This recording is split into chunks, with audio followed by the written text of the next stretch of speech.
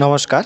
আশা করি সবাই খুব ভালো আছেন এবং আনন্দিত আছেন। আমরা প্রাত্যহিক প্রচেষ্টা করি শাস্ত্র এবং পুরাণ সম্বন্ধিত আপনাদেরকে তথ্যগুলি সঠিক এবং পুরাণসম্মতভাবে প্রদান করার। আজকে আপনাদেরকে হনুমানজির বিশেষ ৩টি স্তোত্র বা মন্ত্র সম্পর্কে অবগত করব। তবে এই স্তোত্রগুলি দেওয়ার আগে অবশ্যই আপনারা এই স্তোত্রগুলি মঙ্গলবার দিন এবং শনিবার দিন বা প্রত্যেক দিনই ১১ বার করে পাঠ করতে পারেন। আবার শুধু মঙ্গলবারও পাঠ করতে পারেন।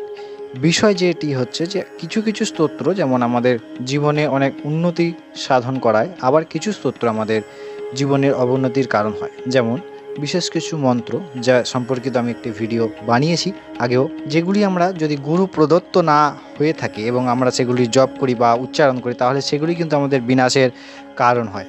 এই বিস্তারিত সম্পর্কে যে ভিডিওটি, সেটি আমি অবশ্যই আপনাদেরকে লিঙ্কে দিয়ে দেবো। আজকে যে ৩টি স্তোত্র সম্পর্কে আপনাদেরকে অবগত করাবো, সেই ৩টি স্তোত্র হচ্ছে সর্বদুঃখ নিবারণ স্তোত্র, দ্বিতীয় ধনধান্য প্রাপ্তির স্তোত্র এবং সর্বব্যাধি ও ভয় দূর করা স্তোত্র।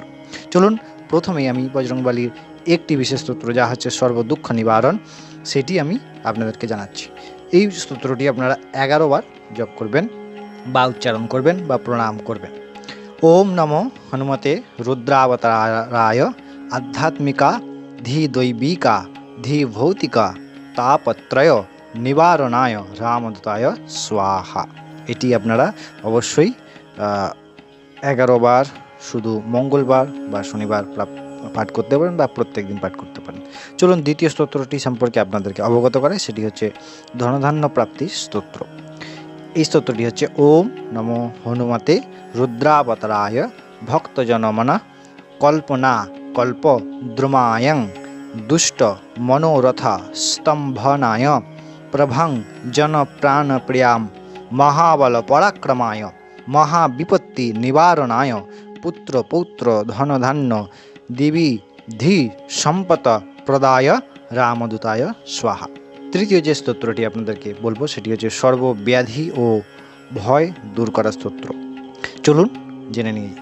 এই স্তোত্রটি হচ্ছে ওম নমো হনুমতে রুদ্রাবতারায় পর যন্ত্র তন্ত্র কাটনাশাকায় সর্ব জড় ছেদকায় সর্বব্যাধি নিকৃতকায় সর্বভয় প্রশমনায় সর্বদুষ্ট মুখস্তম্ভনায় সর্বকার্যসিদ্ধি প্রদায় রামদূতায় স্বাহা। এই 3টি স্তোত্র খুব গুরুত্বপূর্ণ। আপনারা অবশ্যই ডিসক্রিপশানে লিঙ্ক থেকে লিখে নিতে পারেন এবং আমরা আপনাদের জন্য স্ক্রিনেও দিয়ে দিলাম। অবশ্যই স্তোত্র এবং শাস্ত্রসম্মত মন্ত্রগুলি সঠিক জেনে শুনে পাঠ করুন। বিশেষ কিছু স্তোত্র বা মন্ত্র আমি আবারও বলে দিচ্ছি, সাবধান করে দিচ্ছি। তার মধ্যে গায়ত্রী মন্ত্র পড়ে, তার মধ্যে শিব পঞ্চাক্ষর স্তোত্র পড়ে, তার মধ্যে ভগবানের দ্বাদশ অক্ষর স্তোত্র পড়ে। এইগুলি কিন্তু গুরু প্রদত্ত বিনা উচ্চারণ করতে নেই, এবং গুরু প্রদত্ত হলেও এগুলি শব্দের দ্বারা উচ্চারণ করতে নেই।